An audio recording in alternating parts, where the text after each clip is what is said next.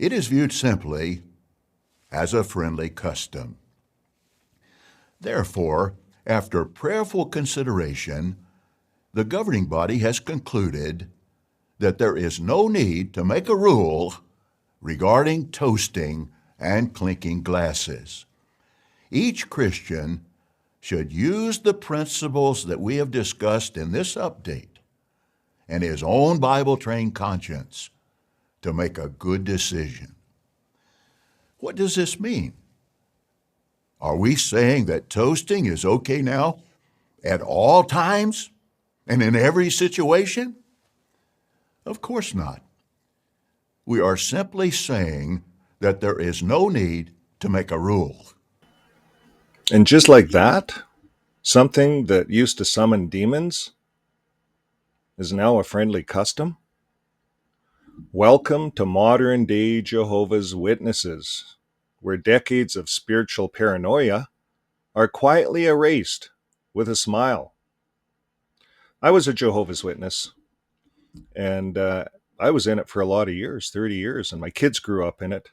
We were told never to clink glasses, not at weddings, not at anniversaries, not even to say cheers. The reason? We were told it was rooted in spiritism.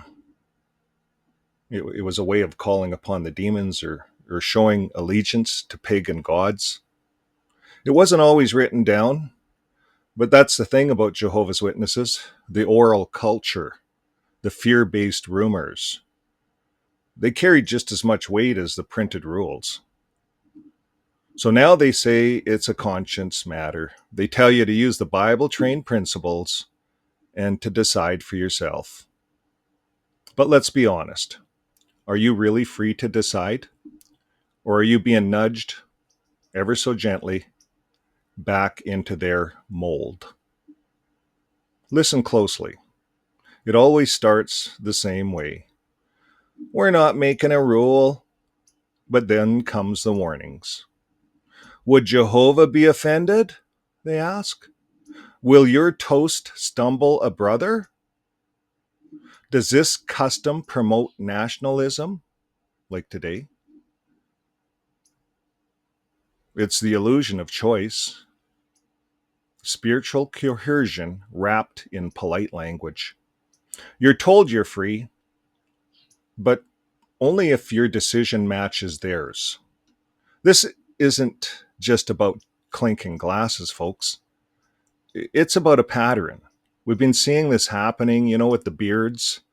Now you can wear a beard, but you can only wear a beard if it's groomed to match what they want you to wear. You can't wear a long beard and just let it grow, like Grizzly Adams. They wouldn't accept that.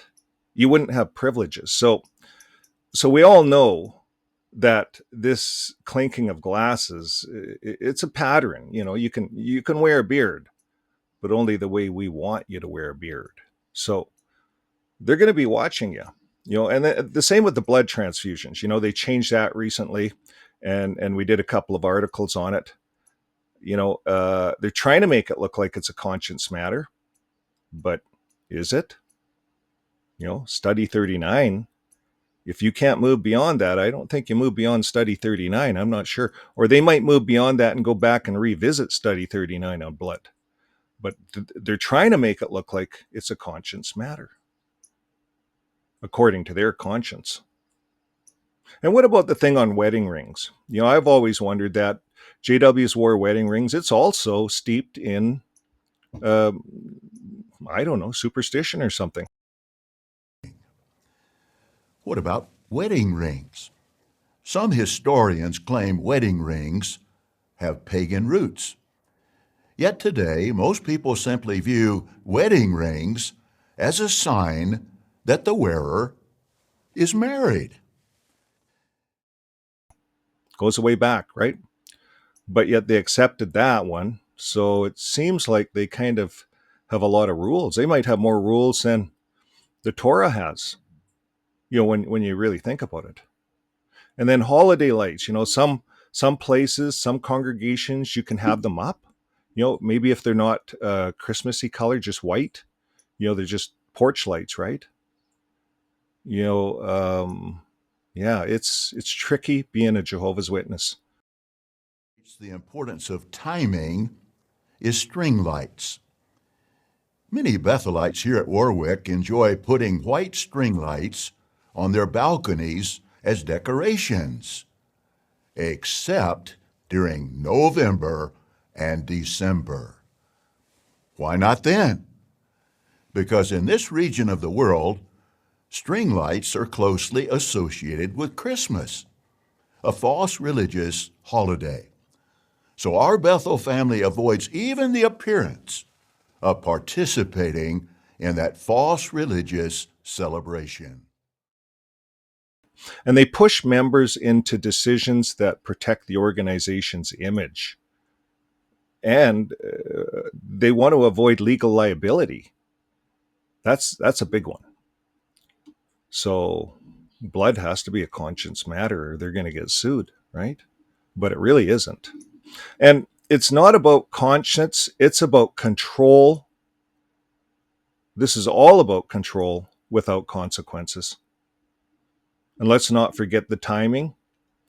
This broadcast today was released on July 4th, the day millions celebrate freedom. There'll be a lot of clinking of glasses, stuff like that. Can you clink your glasses now, today, Jehovah's Witnesses? You see, in a JW world, freedom means something different.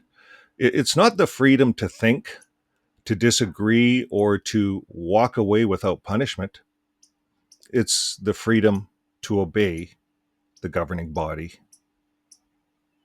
Well, pretending that you chose it yourself, like on the blood. So raise your glass if you dare. Just know, even your toast is being watched. This is Fixing My Faith. I'll be back soon. Until then, live your life with love. The governing body has concluded that there is no need to make a rule regarding toasting and clinking glasses.